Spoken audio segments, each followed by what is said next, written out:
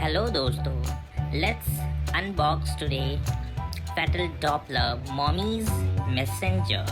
Now you can safely listen to your unborn baby's heart sounds comfortably and privately at home. Enjoy the amazing experience of hearing your baby's heartbeat and hiccups.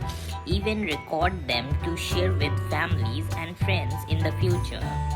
Please note the fetal Doppler can be used above 6 to in between 6 to 16 weeks of pregnancy. The device must be in contact directly with the pregnant woman's skin and used with gel to help detect fetal heart rate better. The normal heart rate of an unbaby is 110 to 160 bpm. The fetal Doppler is not a diagnostic device and you should consult with your doctor if necessary.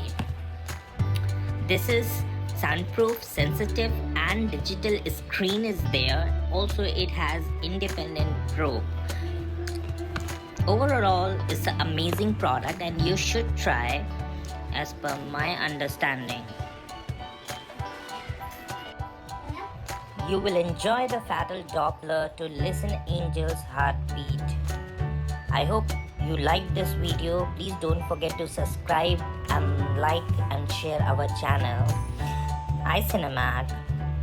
Thank you and have a good day.